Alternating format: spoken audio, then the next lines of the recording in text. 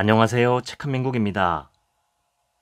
오늘 소개할 책은 나에게 괜찮냐고 물어본 적이 없었다. 지은이는 함광성, 10년차 상담심리 전문가이자 어바웃 심리상담센터 대표이다.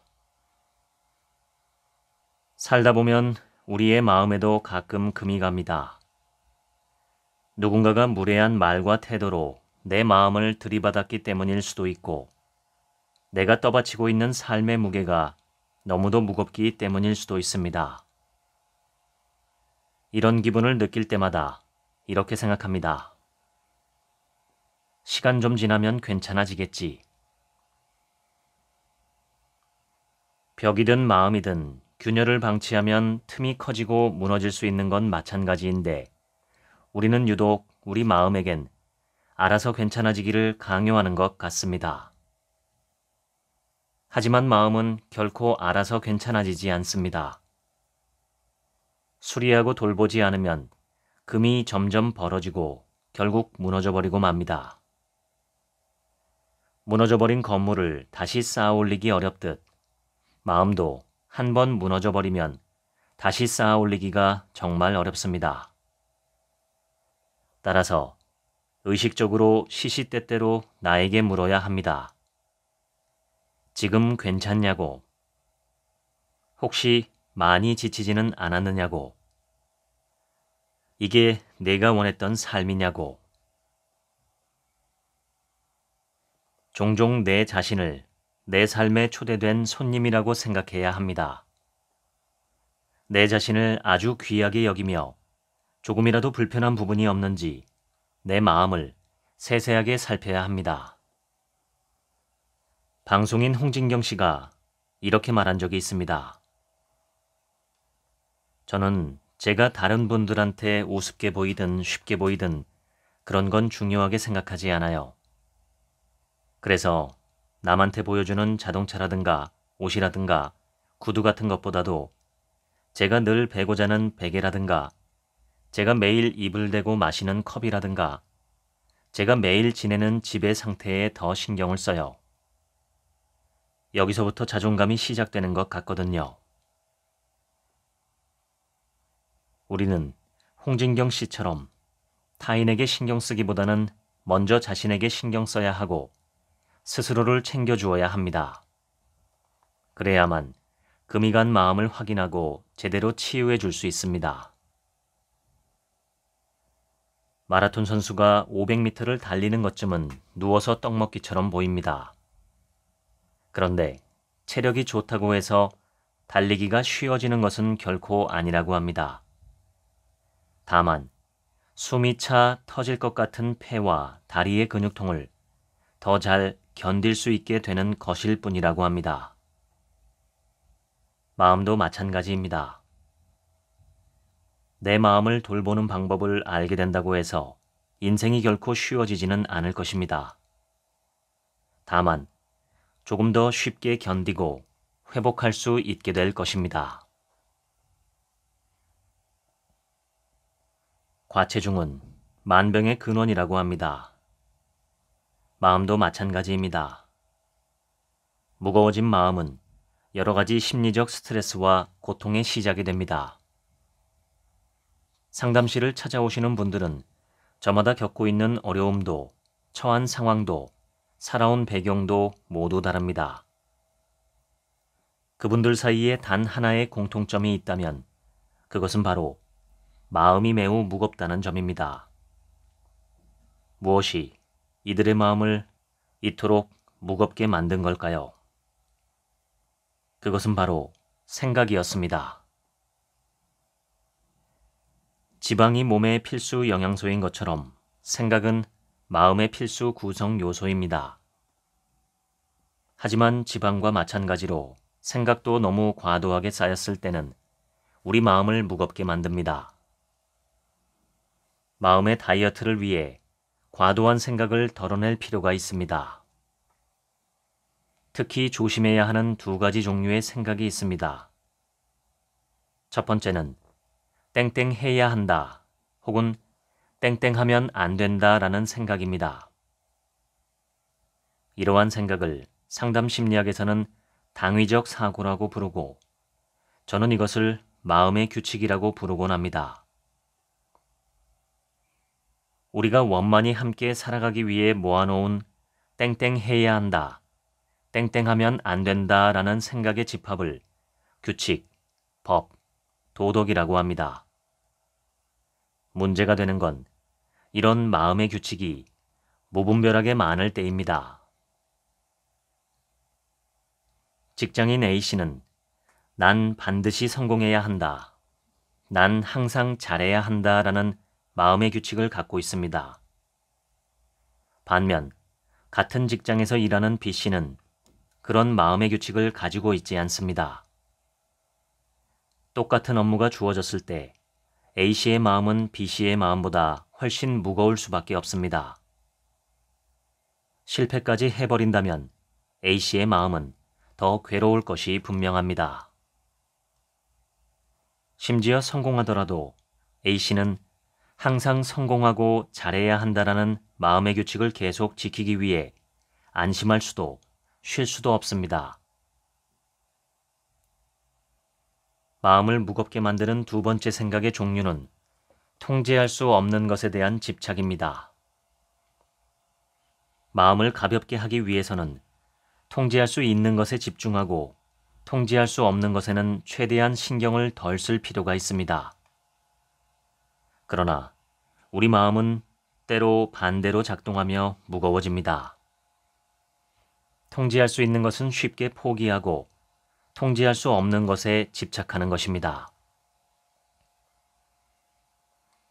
먹어보기 전에는 결코 알 수 없는 새로운 치킨의 맛을 미리 알고자 집착합니다. 수많은 리뷰를 찾아보고 맛있을까? 진짜 괜찮을까? 하고 고민하는데 온 에너지를 쏟습니다. 누군가를 짝사랑할 때 내가 통제할 수 있는 것은 나의 태도입니다.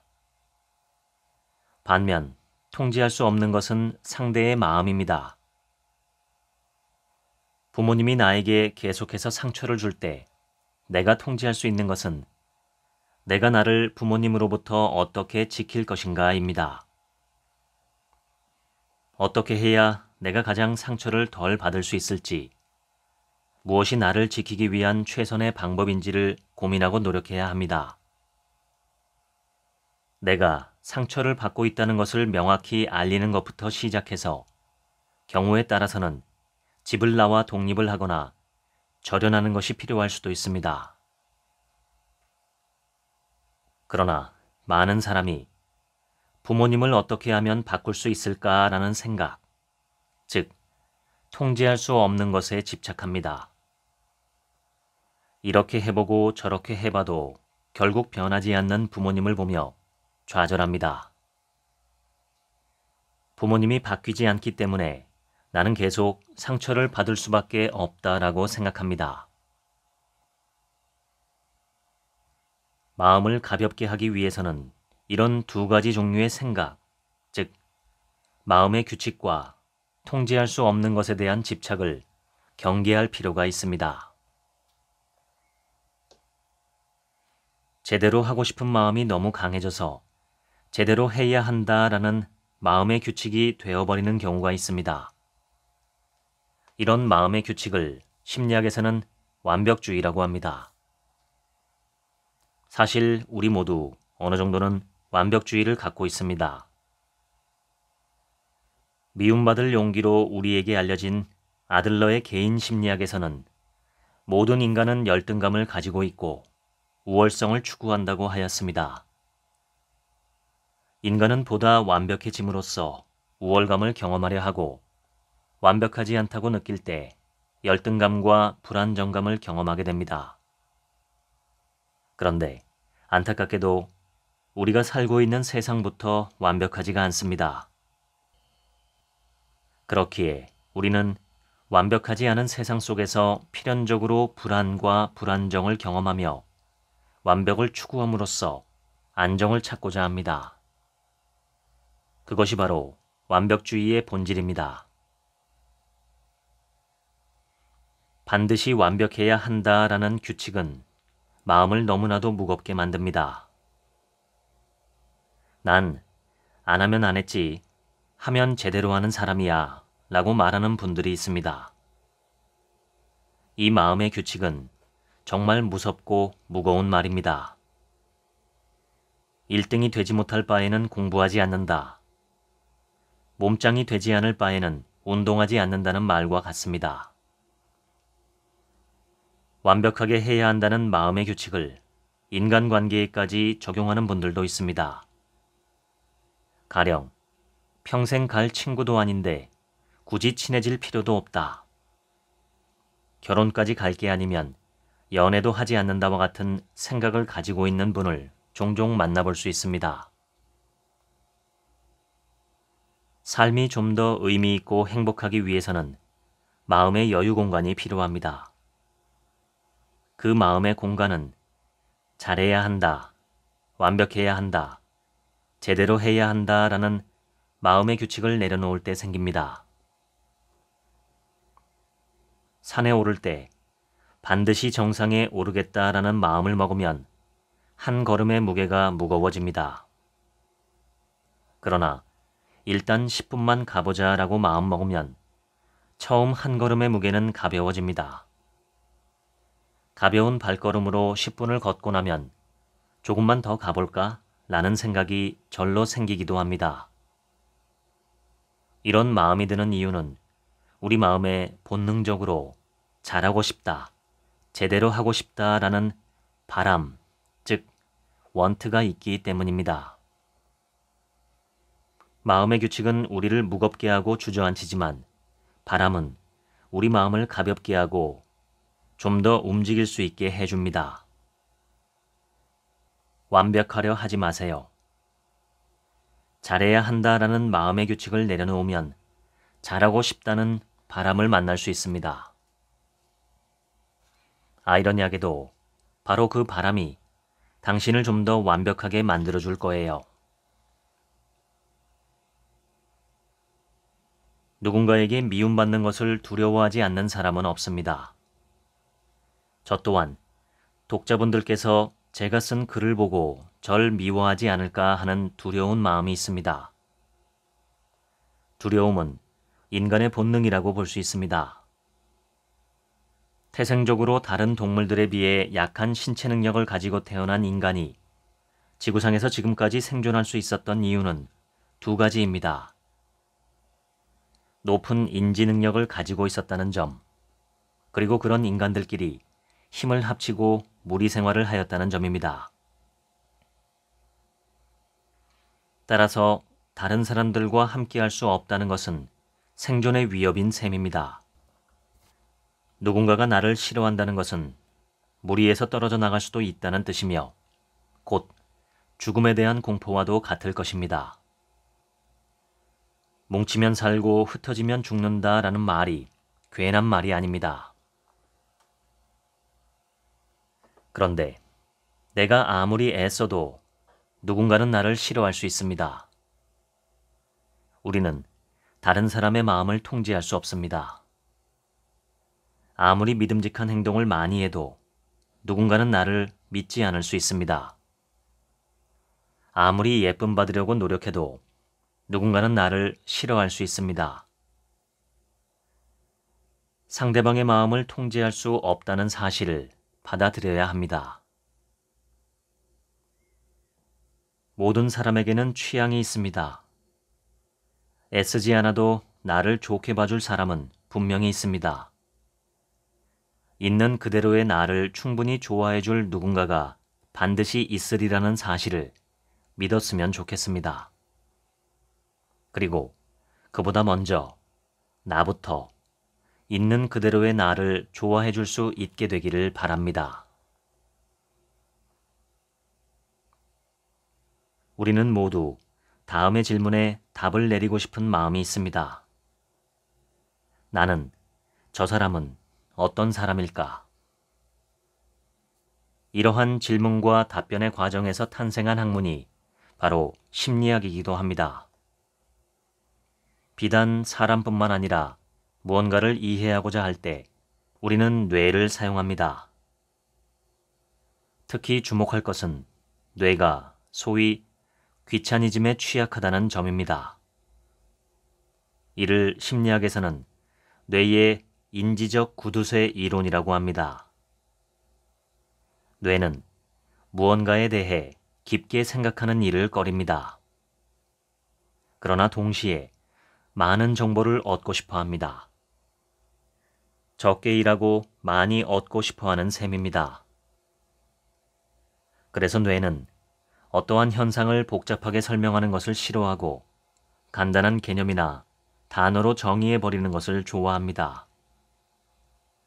우리의 뇌는 사람을 복잡하게 이해하기보다는 하나의 문장이나 단어로 이해하는 것을 좋아합니다. 심리학에서는 이러한 방식을 라벨링이라는 용어로 표현하기도 합니다. 라벨 하나로 그 옷의 전부를 설명하는 것처럼 사람에게도 라벨을 붙여 그 사람의 다양한 특성을 한두 가지 표현만으로 규정해버리는 것을 의미합니다. MBTI가 전 국민적인 사랑을 받고 있는 이유도 뇌의 귀차니즘 때문일지도 모릅니다. 10길 물속은 알아도 한 길 사람 속은 모른다라는 말처럼 사람을 이해하는 것은 매우 복잡하고 어려운 일인데 MBTI를 활용하면 알파벳 4글자만으로 사람을 이해해버릴 수 있으니 말입니다. 이러한 라벨링을 과신할 때 그것은 누군가에 대한 편견이 되기도 합니다. 그런데 편견의 대상은 꼭 타인에 한정되지는 않습니다. 우리는 종종 내가 나에게 붙인 라벨링을 마음의 규칙으로 만들어버리곤 합니다.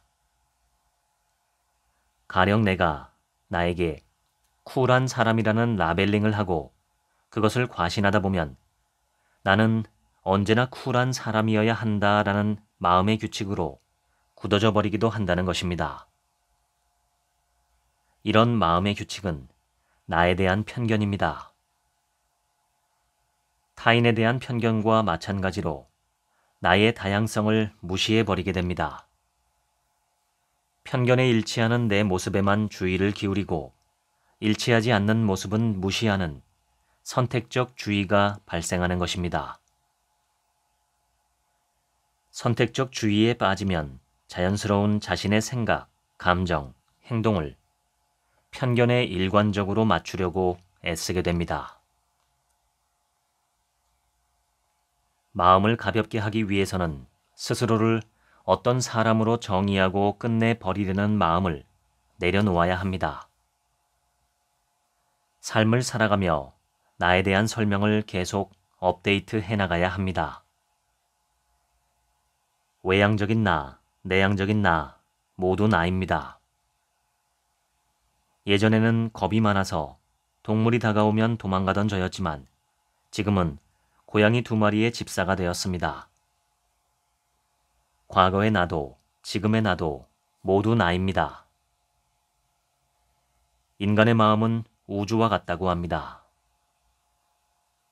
나는 이런 사람이다 라고 규정해버리는 것은 여기가 바로 우주의 끝이다 라고 말하는 것처럼 어리석은 생각일 수 있습니다.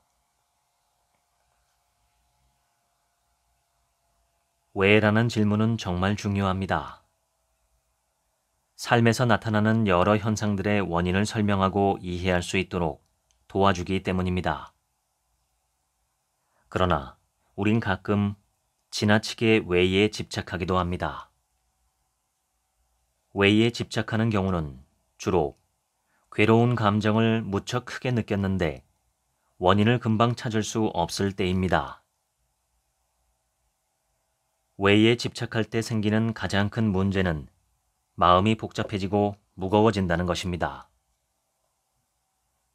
원인에 대한 집착이 무엇보다 안타까운 것은 아무리 애써도 정확한 원인을 찾을 수 없을 때가 더 많기 때문입니다. 우리는 원인을 알기만 하면 문제가 쉽게 해결될 것이다 라는 환상을 가지고 있어서 왜에 더 집착하게 됩니다. 그러나 정확한 원인을 찾는 일은 어렵고 원인을 찾았다고 해도 바로 문제의 해결로 이어지지 않는 경우도 많습니다. 나의 의지로 통제할 수 없는 요인이 대부분이기 때문입니다. 따라서 우리는 원인을 파악하려 집착하기보다는 문제를 해결하는 데 더 집중할 필요가 있습니다. 보다 가벼운 마음으로 삶을 살아가기 위해서 왜라는 질문은 경유지가 되어야 합니다. 갑자기 배가 아프면 왜 이렇게 배가 아프지? 라는 생각이 떠오를 수밖에 없습니다. 그러나 이 생각에 오래 머물지 않아야 합니다. 내가 원하는 것은 빨리 복통에서 벗어나는 것입니다. 우리는 이 원트, 즉 바람에 집중해야 합니다. 마음이 너무 힘들고 괴로울 때마다 왜 이렇게 힘들지? 뭐가 문제지? 라는 생각이 떠오를 수 있습니다. 그러나 그러한 생각에 오래 머물지 않기를 바랍니다. 그보다는 지금 어떻게 하면 내 마음이 덜 힘들어질 수 있을까에 집중하면 좋겠습니다.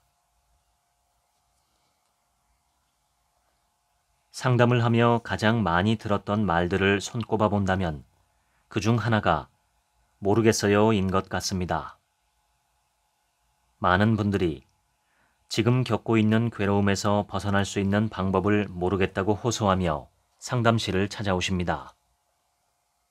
그러나 사실은 이미 알고 있지만 모른다고 여기고 있는 경우가 더 많은 것 같습니다.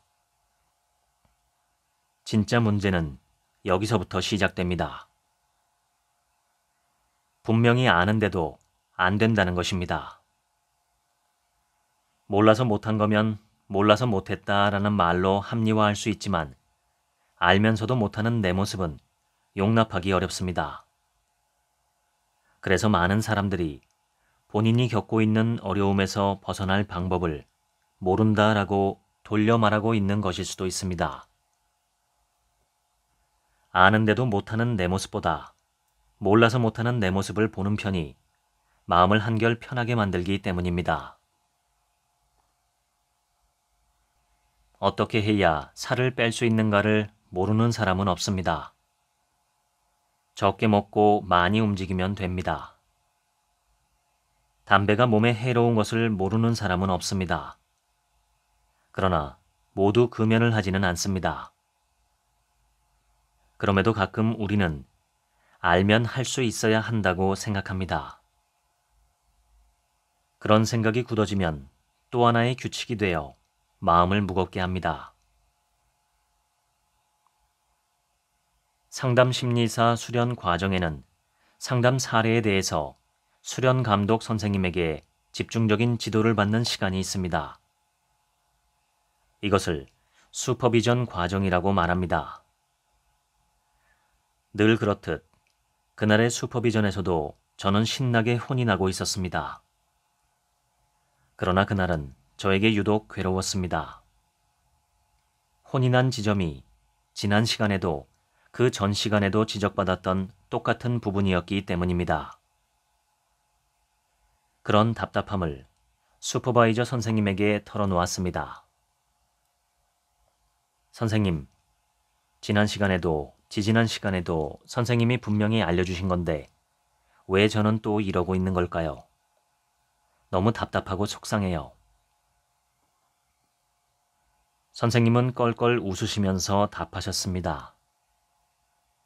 아니 함 선생, 안다고 해서 그게 다 되면 함 선생이 프로이트 하고 있지 왜 여기 있겠어?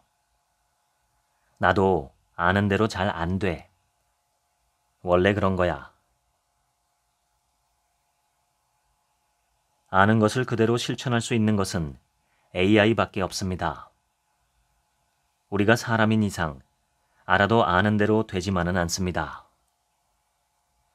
인간이기에 완벽할 수 없습니다.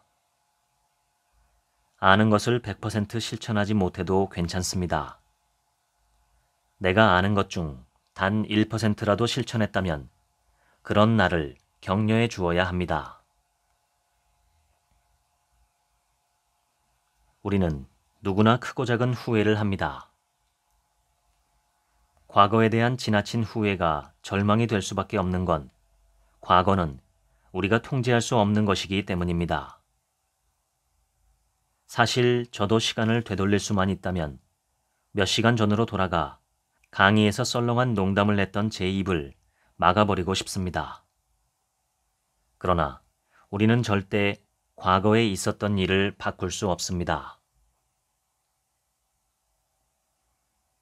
상담실에서는 사람들의 수많은 후회를 듣습니다. 대부분의 후회는 그때 내가 땡땡을 했다면 혹은 땡땡하지 않았다면 이라는 뒤가 완성되지 않은 문장으로 마음속에 남아 있습니다. 완성되지 않은 문장의 뒷부분을 여쭤보곤 합니다. 그러면 대부분 이런 답변이 돌아옵니다. 지금과는 달랐을 거예요. 사실 이 답변은 완전히 타당합니다. 그러나 안타깝게도 과거는 이미 지나가 버렸습니다.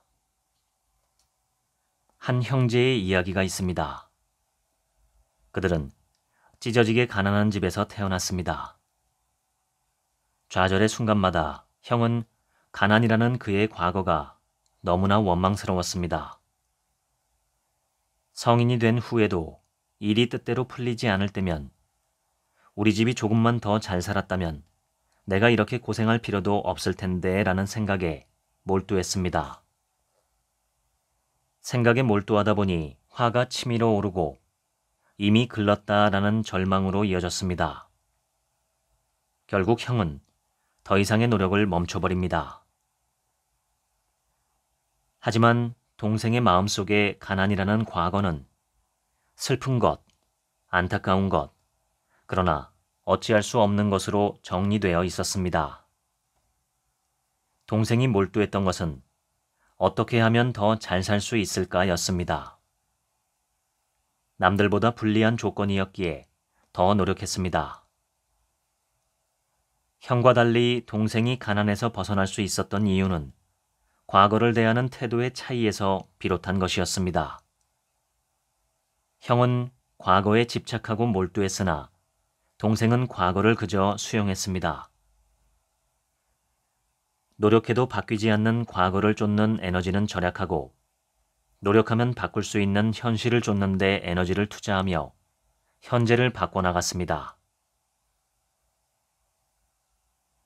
출발선의 불리함만 원망하고 집착하면 남는 것은 출구 없는 절망뿐입니다. 달리기만 한다면 분명히 조금씩이라도 앞으로 나아갈 수 있습니다. 우리가 후회하고 있는 과거의 내가 그랬던 데는 분명 그럴 만한 나름의 이유가 있습니다. 그 이유를 다른 사람은 모를 수 있지만 나만은 분명히 알고 있습니다. 그렇기에 결국 내 편이 되어줄 사람은 나밖에 없습니다. 과거의 나에게 자꾸만 죄를 묻고 벌을 주려고 노력하지 않았으면 합니다. 적어도 당신만큼은 과거의 당신을 옹호하고 위로하고 격려해 주었으면 좋겠습니다.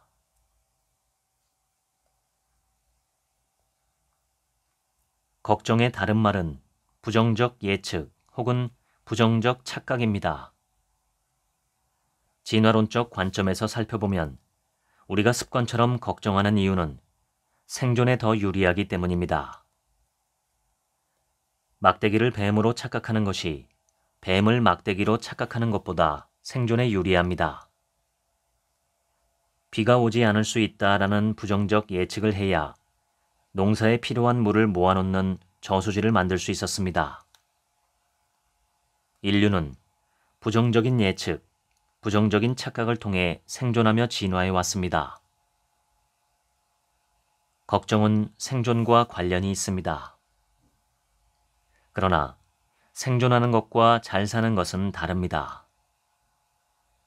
물에 빠져 죽을 수도 있으니 물 근처에도 가지 않는 것이 생존에는 유리할 수 있으나 그것이 잘 사는 모습이라고 보기는 어렵습니다. 우리 삶을 괴롭게 하는 지나친 걱정들의 공통점이 있다면 예측할 수 없는 것을 예측하려 한다는 점입니다. 가장 예측하기 어려운 것은 미래와 타인입니다. 걱정도 습관이다라는 말이 있습니다. 모든 습관은 그것이 좋은 습관인지 나쁜 습관인지를 떠나 분명히 나에게 주는 유익함이 있기에 유지됩니다. 걱정을 통해 얻는 유익함은 무엇일까요? 아이러니하게도 걱정한 일이 일어나지 않는다는 것입니다. 실수하지 않으려고 일을 더 꼼꼼하고 열심히 하게 됩니다. 그 결과 실수가 생기지 않습니다. 내가 걱정한 결과 걱정했던 일이 일어나지 않았습니다. 이런 경험이 반복되다 보면 우리의 무의식은 걱정과 결과를 인과관계로 인식해버립니다. 즉, 걱정을 하니까 걱정하는 일이 안 생긴다가 되어버리는 것입니다. 걱정과 함께한다는 것은 화가 나서 우리 가게를 찾아온 진상 손님을 달래는 과정과 비슷합니다. 걱정이 우리를 찾아왔을 때 이를 내쫓으려고 하면 걱정은 오히려 더 깊어질 것입니다.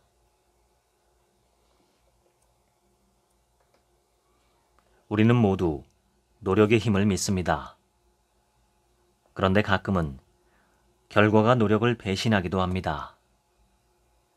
코피 터지게 공부해도 원하는 성적이 안 나올 때도 있습니다. 짝사랑하는 사람의 마음을 얻기 위해 물심양면으로 노력해도 상대방은 나를 밀어내기도 합니다. 저는 분명 최선을 다해서 이 책을 쓰고 있지만 이 책이 베스트셀러가 되지 않을 수도 있습니다. 노력이 좋은 결과의 확률을 높여주는 것은 맞지만 결과를 담보할 수 있는 것은 아닙니다. 그런데 종종 우리는 노력을 만병통치약처럼 생각합니다. 최선을 다해 노력하는 것과 노력에 집착하는 것은 다릅니다. 최선을 다해 노력한다는 것은 내가 할 수 있는 일을 하는 것입니다. 반면 노력에 집착하는 것은 내 몸과 마음을 갉아먹어 가면서까지 맹목적으로 내가 할 수 있는 것 이상을 하려고 하는 것입니다. 노력에 집착하는 삶은 언제나 마음이 무겁습니다. 삶에서 어쩔 수 없이 겪게 되는 실패의 순간 그 원인을 오로지 노력 부족이라고 생각하게 되기 때문입니다. 명심해야 하는 것은 우리는 결코 결과를 통제할 수 없다는 사실입니다. 복싱 경기에서 KO가 나는 주먹은 강펀치가 아니라 예상치 못한 펀치라고 합니다. 우리는 결과를 통제할 수 없기에 언제든 실패할 수도 있습니다. 실패라는 결과의 원인을 전부 노력 부족으로 귀결하지 않았으면 좋겠습니다. 부모, 자녀 사이에는 말로 다 설명할 수 없는 깊은 정서적 유대감이 생기게 됩니다. 이를 심리학에서는 애착이라고 표현하기도 합니다. 우리가 부모에게 좋은 자식이 되고자 하는 마음은 매우 자연스럽지만 때론 이것이 마음을 무겁게 만들기도 합니다. 좋은 자식이 되고 싶은 마음이 너무 커져서 좋은 자식이 되어야만 한다. 부모님께 평생 빚을 갚으며 살아야 한다와 같은 마음의 규칙이 되어버렸을 때입니다. 타인의 욕구를 채워주는 행동을 통해 얻는 행복은 유효기간이 매우 짧습니다. 많은 분들이 스스로 불효자라고 생각하고 있는 것 같습니다. 부모님 생각만 하면 스스로가 죄인이 된 것 같은 무겁고 괴로운 마음을 경험합니다.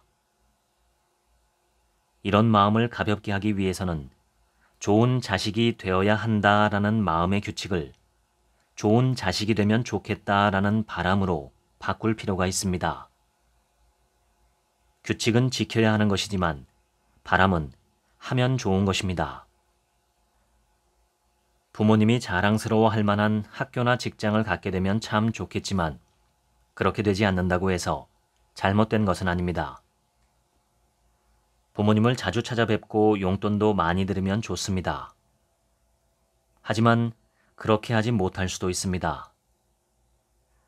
너무 아쉽겠지만 그렇다고 해서 틀린 것, 잘못된 것은 아닙니다. 부모님께 좋은 자식이 되는 것은 규칙이 아니라 바람이기 때문입니다. 스스로 불효자라고 생각하는 분들이 있다면 부모님께 미안함보다는 감사함을 가졌으면 좋겠습니다.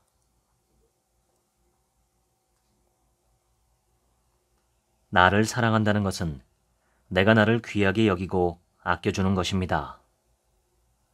귀하게 여기고 아껴준다는 건 뭘까요?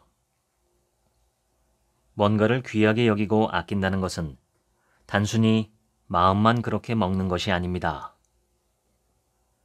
귀찮고 번거롭고 때론 힘든 행동들을 기꺼이 감수하는 것입니다. 귀한 나를 아끼기 위해 번거롭고 귀찮고 힘든 행동들을 해주는 것이 나를 사랑하는 것입니다. 그리고 그런 행동은 목욕 후에 바디로션 바르기처럼 아주 작은 실천들부터 시작됩니다. 어린 시절 귀하게 대해지는 경험을 충분히 하지 못했다면 더더욱 아주 작은 것에서부터 시작해야 합니다. 이러한 작은 실천들이 반복되었을 때 우리는 스스로에 대해 귀하게 대할 만한 사람이라는 인식을 갖게 될 것입니다. 그래야 내가 나를 사랑할 수 있고 누군가로부터 사랑받을 수 있고 사랑할 수 있게 됩니다. 여러 가지 비합리적인 생각 중 가장 위험한 것은 이 괴로움이 영원할 것이다 라는 생각입니다. 괴로움이 영원할 것이라는 생각은 우리를 지옥에 살게 합니다. 차라리 죽는 게 낫겠다라는 극단적인 생각까지 이어질 수도 있습니다. 저는 지금까지 자살을 시도하셨던 분들과 상담실에서 참 많은 대화를 나눴습니다. 그들을 극단적인 선택으로 이끈 가장 결정적인 요인은 바로 지금 겪고 있는 괴로움이 끝나지 않을 것이라는 생각이었다는 것을 알 수 있었습니다. 마음을 조금이라도 빨리 회복하기 위해서는 괴로움은 당연하다라는 마음가짐이 필요합니다.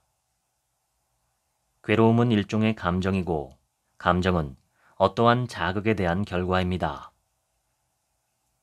우리가 어떤 감정을 느낀다는 것은 그럴 만한 이유, 즉 자극이 있다는 것을 의미합니다.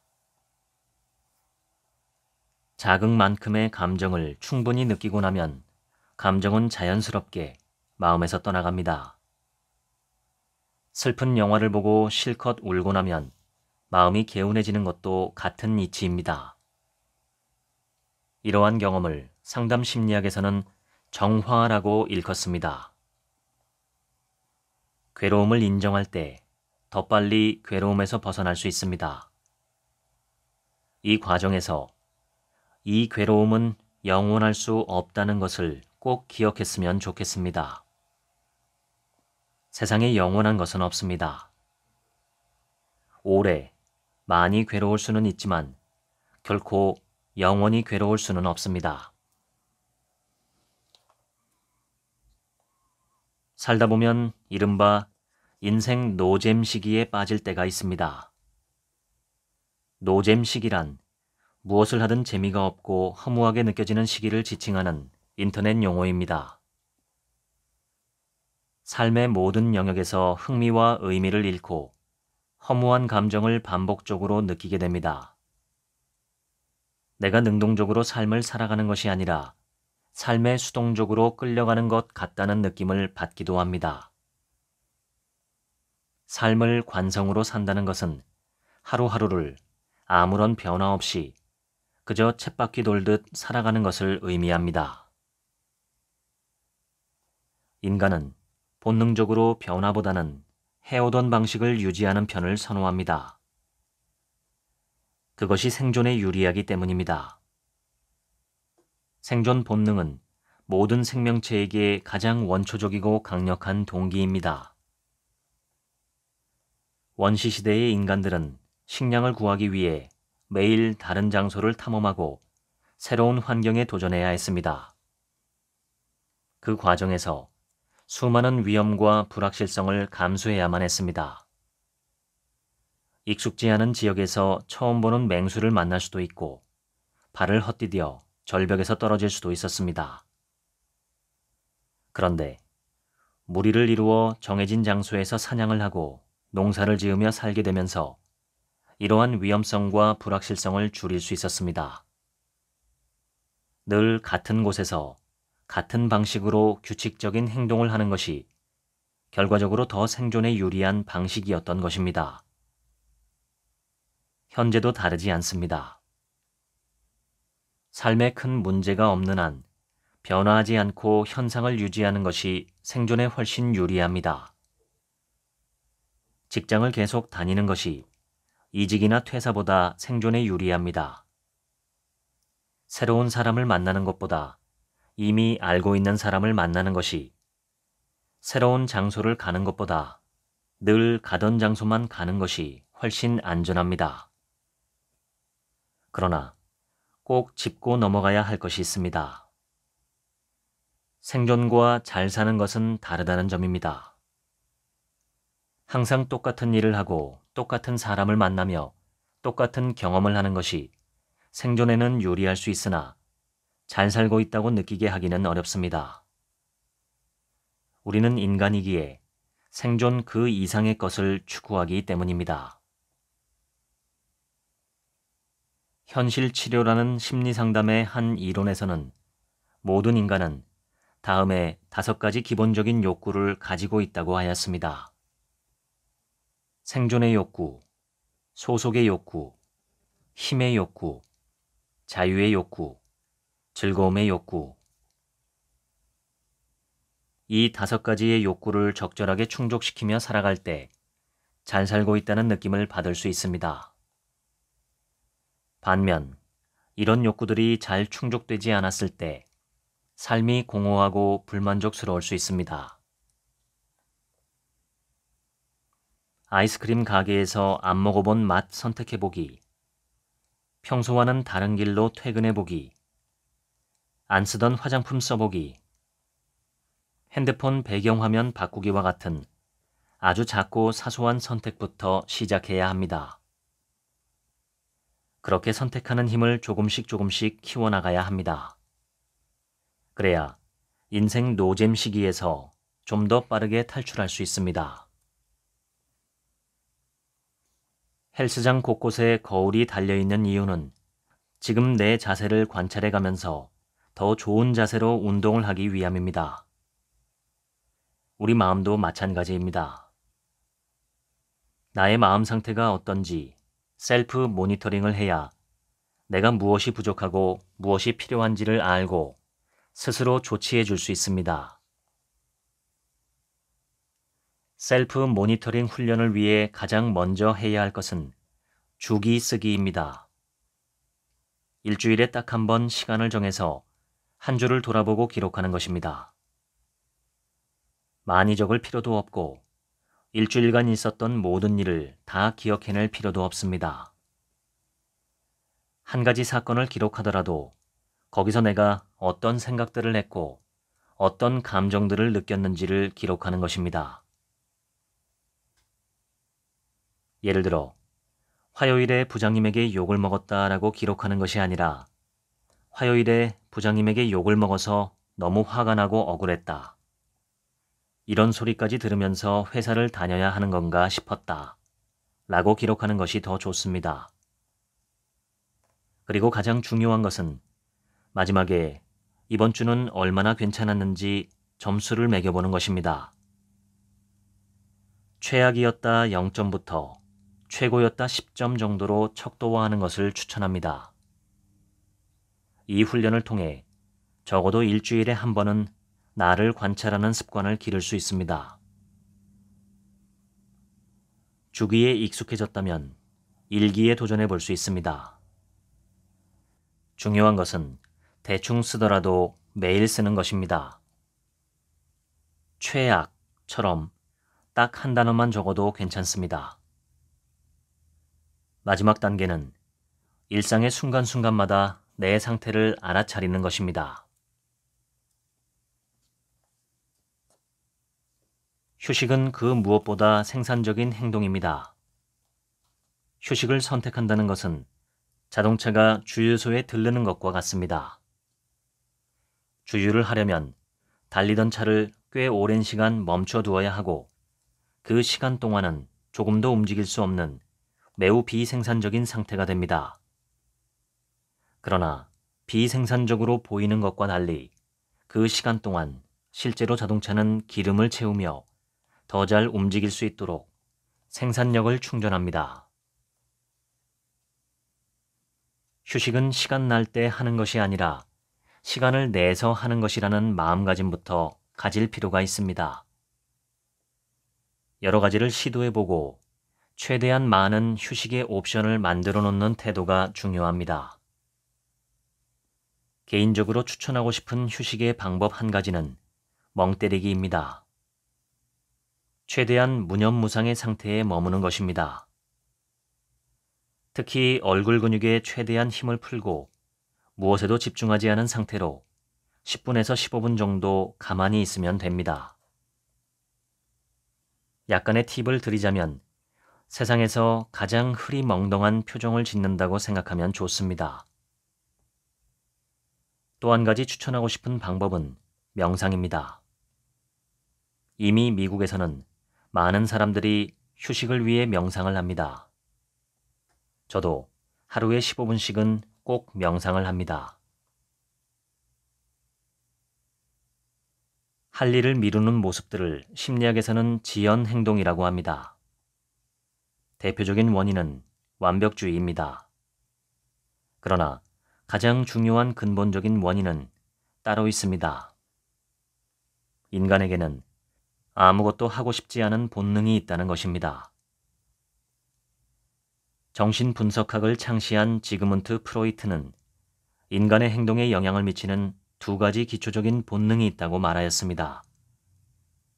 삶에 대한 본능, 에로스와 죽음에 대한 본능, 타나토스입니다.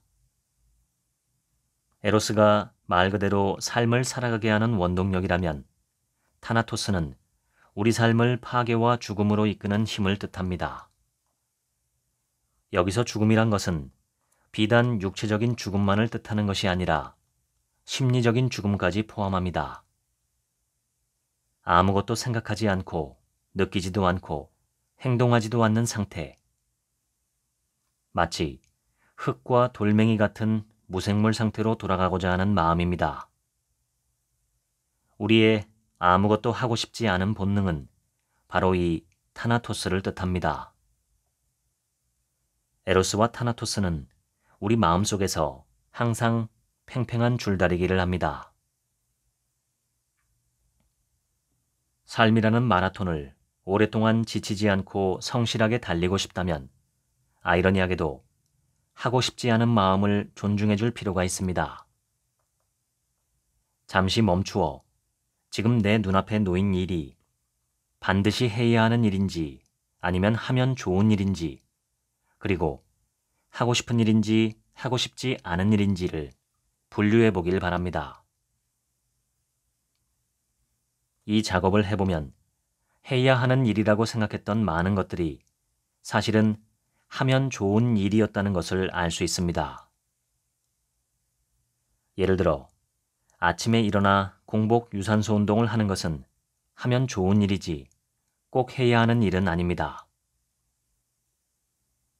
하기 싫은 일인 동시에 하면 좋은 일이라면 가끔은 능동적으로 하지 않는 선택을 해주면 좋겠습니다. 이렇게 하고 싶지 않은 마음을 적절히 충족시켜 주어야 마음의 여유가 생겨 정말 해야 할 일을 할 때 발목 잡히지 않을 수 있습니다.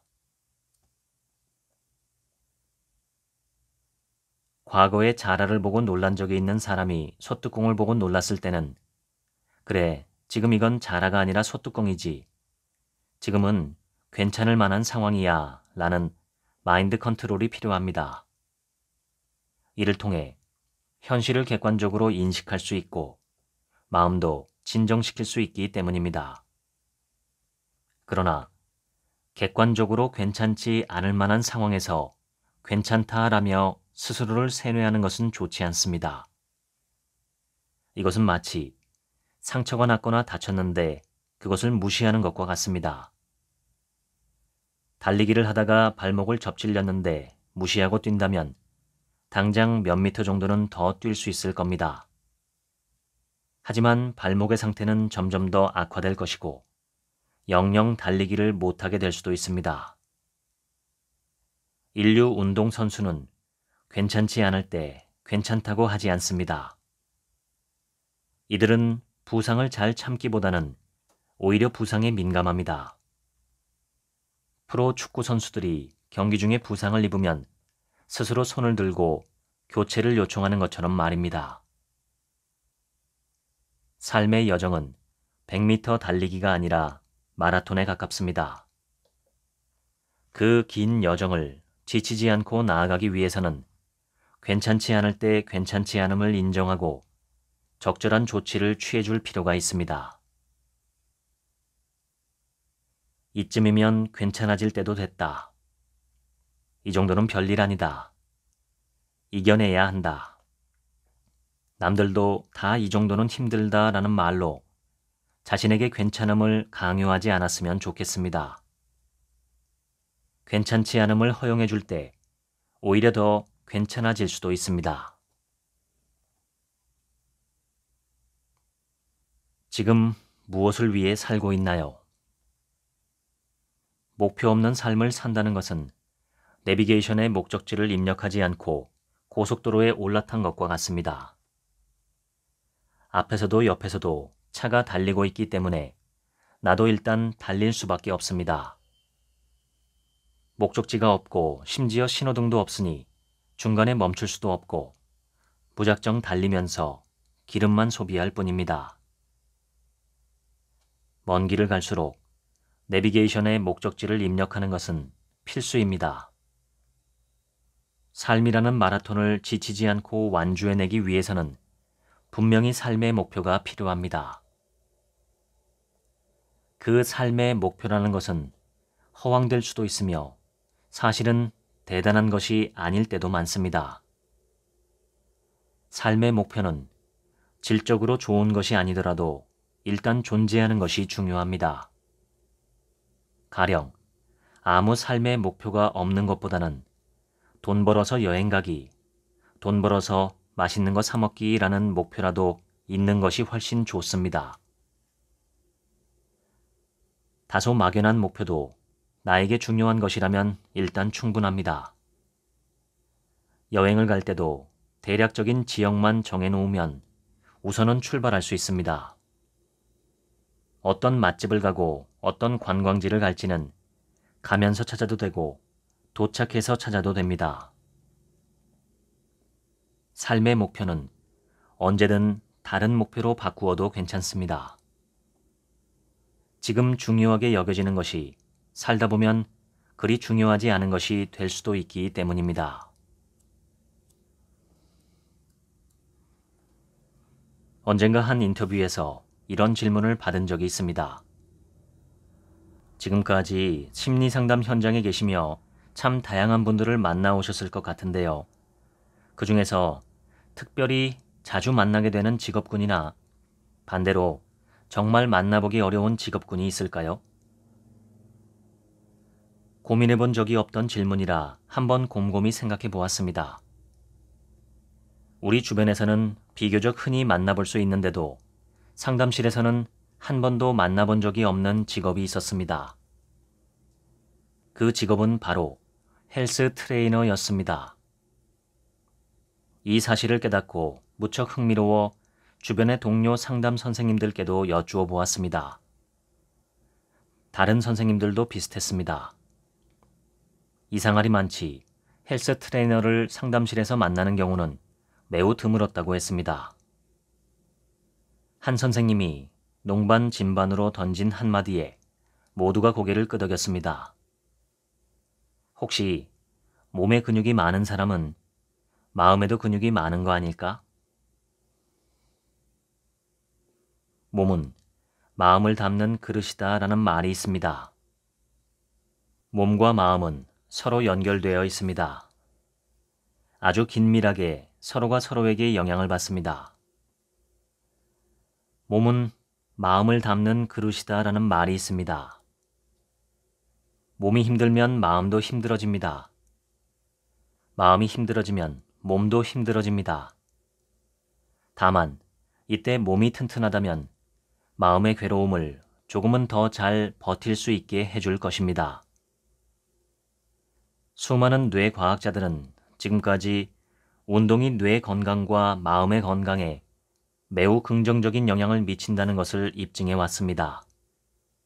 일부 연구에서는 운동이 항우울제보다 우울증 감소에 더 탁월한 효과가 있는 것으로 확인되기도 했습니다. 우리 뇌에는 뇌신경 영양인자 BDNF라는 요소가 있습니다. BDNF는 우리 뇌에 새로운 뇌세포가 생산될 수 있도록 도와주고 기존의 뇌세포를 보호해주는 기능까지 하는 슈퍼 단백질입니다. BDNF가 많을수록 더 빨리 배우고 기억을 잘하게 될 뿐 아니라 스트레스로 인한 부정적 영향도 감소합니다. 실제로 우울증을 겪고 있는 사람들은 그렇지 않은 사람보다 BDNF 수치가 낮은 것으로 알려져 있습니다. 약물 치료나 주사처럼 외부적으로 BDNF를 투입할 수 있는 방법은 아직까지 개발되지 않았습니다. 현재 사람이 자체적으로 BDNF를 증가시킬 수 있는 방법으로 알려진 것은 운동입니다. 특히 무산소 운동보다는 유산소 운동이, 장시간 저강도 운동보다는 단시간의 고강도 운동이 더욱 효과적입니다. 중요한 것은 운동을 생활화하는 것입니다. 몸을 쓰는 습관을 만든다라고 생각하는 것이 좋습니다. 헬스장 등록보다 일상 속에서 단순히 몸을 더 많이 움직여 보려고 하는 것이 우선입니다. 아주 사소한 것부터 시작해야 합니다. 바로 아침에 일어났을 때 기지개 켜기입니다. 매일 아침 기지개를 켜는 일에 어느 정도 익숙해지면 이불 개기, 방 청소하기와 같은 과제로 이어집니다. 이처럼 아주 작은 행동들부터 시작하여 몸을 쓰는 것 자체에 대한 습관을 길러야 합니다. 대단하고 거창한 운동이 아니어도 괜찮습니다. 즐겁게 내가 원하는 대로 몸을 움직이다 보면 몸의 근력도 마음의 근력도 더 단단해져 있을 겁니다. 우리는 고통을 제거할 수 없습니다. 다만 경감시킬 수는 있습니다. 이를 위해 가장 중요한 것은 고통을 대하는 마음가짐입니다. 미국의 정신과 의사이자 베스트셀러 작가인 모건 스콧 팩의 명저 아직도 가야 할 길은 삶은 고해다라는 말로 시작됩니다. 끝없이 펼쳐진 바다처럼 우리 삶도 고통의 연속이라고 생각합니다. 살아간다는 이유만으로 피할 수 없는 크고 작은 고통을 계속 마주해야 하는 건 역시도 분명한 사실입니다. 고통을 당연한 삶의 일부로 받아들일 것, 고통스러운 시간을 조금이라도 덜 고통스럽게 견디기 위한 첫 번째 마음가짐입니다. 삶에서 고통을 피할 수 없다면 가장 이상적인 것은 그 정도 고통쯤은 아무렇지 않을 정도로 강인한 상태가 되는 것입니다. 어떻게 하면 고통을 잘 견딜 수 있는 몸과 마음을 만들 수 있을까요? 그 방법은 아이러니하게도 고통을 많이 겪어보는 것입니다. 산전수전 다 겪어본 사람에게서 풍겨나오는 평온함과 강인함도 그런 이유에서일 수 있습니다. 우리는 사실 무언가를 강하게 만들기 위해 고통이 필요하다는 것을 이미 알고 있습니다. 쇠를 단단하게 만들기 위해서는 뜨거운 불에 가열했던 쇠를 차가운 물에 담금질하고 망치로 두드려야 합니다. 예방접종도 비슷한 원리입니다. 태어나서 처음으로 헬스장이라는 곳에 갔을 때 친구에게 저는 대체 왜 이런 사소고생을 하는 거야? 라고 물었습니다. 이러한 사소고생을 수많은 사람들이 굳이 하는 이유는 그 고통의 결과가 무엇인지 알고 있기 때문입니다. 고통의 시간은 분명 괴로울 것입니다. 그러나 그 시간을 견뎌냄으로써 몸과 마음이 더 강인해지는 것도 분명한 사실입니다.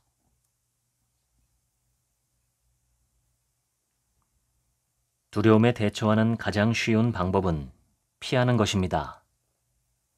높은 곳이 무섭다면 올라가지 않으면 그만입니다. 그러나 여기에는 두 가지 문제가 있습니다. 하나는 안타깝게도 인생에는 완전히 피할 수 없는 문제가 더 많다는 것이고, 다른 하나는 피함으로써 더 큰 문제가 생기는 경우가 많다는 것입니다. 바이킹쯤이야 평생 타지 않고 지낼 수도 있지만 사람을 무서워한다고 해서 평생 누구와도 만나지 않을 수는 없습니다. 분명 피할 수 있는 두려움이라면 피하는 것이 지혜롭습니다. 그러나 피할 수 없는 두려움을 피하려고 애쓰는 것은 지혜롭지 않습니다. 유일한 방법은 두려움을 그저 마주하는 것뿐입니다. 대표적인 기법으로 체계적 둔감화를 들 수 있습니다. 원리 자체는 사실 매우 간단합니다. 바로 노출과 이완을 연합시키는 것입니다. 노출은 말 그대로 두려운 대상을 자신이 직간접적으로 마주하는 것이고, 이완은 긴장의 반대 의미로서 몸이 경직되지 않고 풀어진 상태를 뜻합니다. 노출로 유발된 긴장감을 심호흡, 숫자 거꾸로 세기 등의 긴장 완화 행동을 통해 풀어주는 것입니다. 어떤 두려움을 극복하기 위해서는 결국 두려움에 자신을 노출시켜야 합니다. 용기가 생겨야 해볼 수 있다는 것도 맞습니다. 그러나 해봐야 용기가 생기는 것도 맞습니다. 용기는 학습되는 것입니다. 분노의 기능은 방어입니다. 우리는 분노라는 감정을 통해 삶의 위협으로부터 나를 지킬 수 있습니다. 그런데 분노라는 감정에는 아주 중요한 특성이 있습니다. 뜨겁다는 것입니다.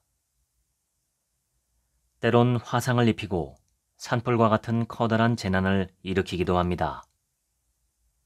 분노의 뜨거움은 잘 다루면 우리를 지켜주지만 잘 다루지 못하면 누군가를 해칠 수도 있습니다.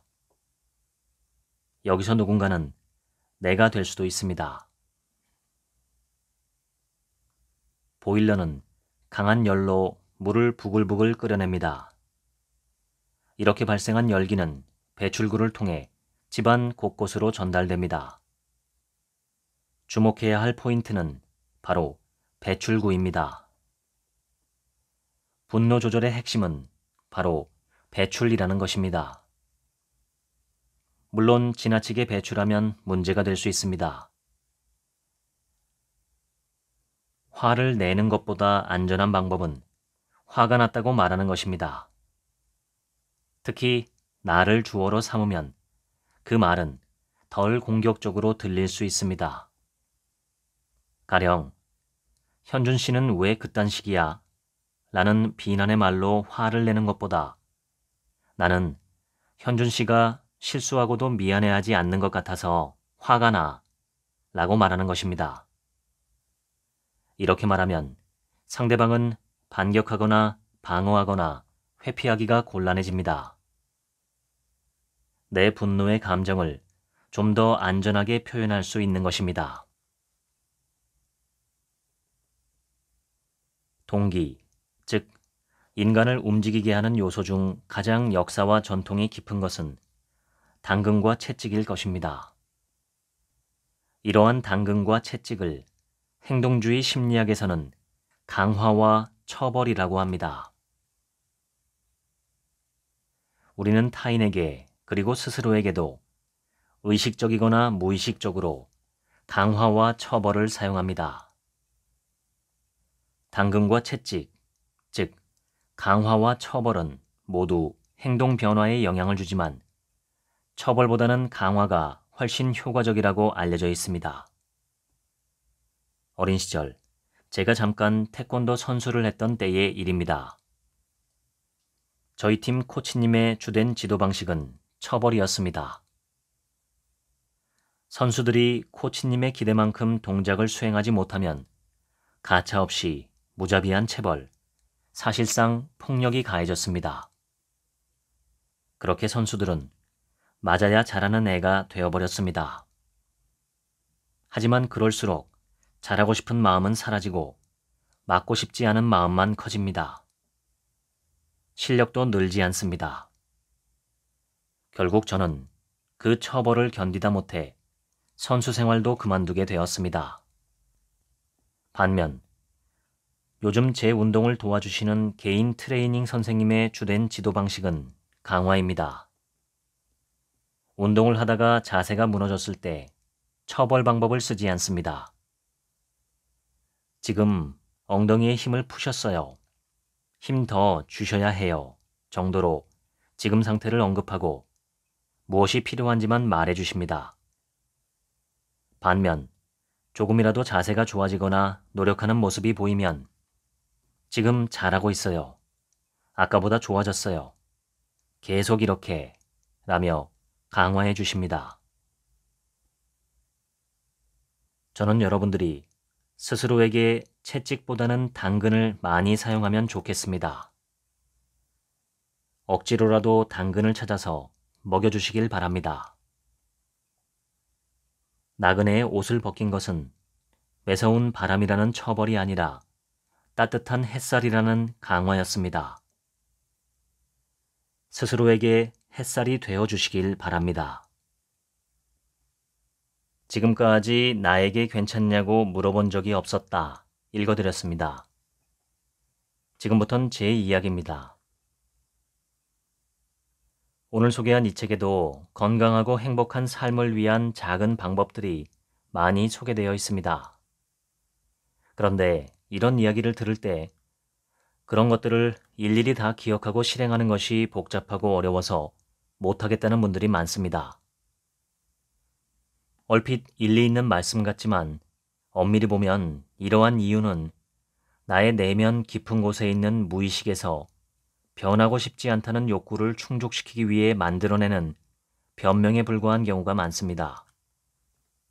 하지만 너무 당연하고 일리 있는 주장 같기 때문에 나 자신부터 그것을 진실이라고 믿어버리고 조금도 의심하지 못합니다.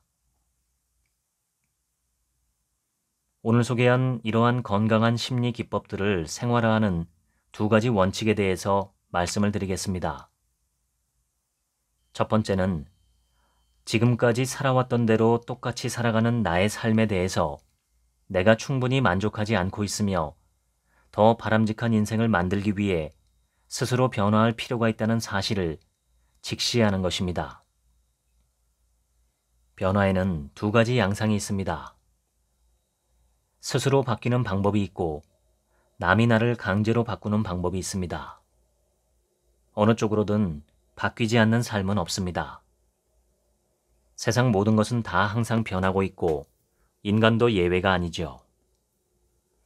집을 관리하지 않고 그냥 놔두면 지저분해지고 허름해지며 결국 무너집니다. 시설 관리자가 정기적으로 관리하는 집은 훨씬 더 깔끔하고 오랫동안 사용할 수 있죠. 마찬가지로 내가 적극적으로 능동적으로 변화를 이끌어가면 더 바람직한 결과가 나오기 쉽지만 내가 수동적으로 가만히 있는 상태에서 외부의 타인이나 상황이나 환경에 의해서 강제로 당하는 변화는 썩 좋은 결과를 내지 못합니다. 그렇기에 변화의 필요성을 확연하게 직시해야 합니다. 인간은 꼭 필요한 만큼만 움직이기 때문이죠. 변화의 필요성을 직시하는 구체적인 방법은 스스로의 내면에 의문과 질문을 던지는 것입니다. 현재 나의 이런 생각이나 저런 행동이 과연 최선의 방법인지, 더 바람직한 대안은 없는 것인지, 자기 자신의 내면에 의문을 품고 질문을 던진 후 깊은 마음으로부터 떠오르는 생각을 검토해 보는 것이 좋습니다. 건강한 심리 기법을 생활화하는 두 번째 방법은 아주 간단한 방법이지만 매우 효과적인 기술입니다. 그것은 기록하는 것입니다. 중성자탄 잭이라는 별명을 가졌던 효율 경영의 대명사 제너럴 일렉트릭의 잭 웰치 회장은 측정할 수 없으면 관리할 수 없고 관리할 수 없으면 개선할 수 없다는 말을 남겼습니다. 가령 날마다 명상하는 습관을 기르고 싶다면 달력이나 종이 한 장을 벽에 붙여놓고 매일의 날짜마다 내가 명상을 했는지 여부를 동그라미와 X로 표시하면 됩니다. 날마다 그것을 보면서 동그라미가 끊기지 않고 60일 이상 연속되게 하는 것이 목표입니다. 명상하는 시간의 길이보다는 1분이라도 명상을 했는지 안 했는지의 여부가 훨씬 더 중요합니다. 날마다 하는 것은 습관이 되게 마련이고 습관이 된 것은 점점 늘어납니다. 내게 유익한 정도까지 그리고 내 삶에 적절한 정도까지 점점 길어지게 되어 있습니다.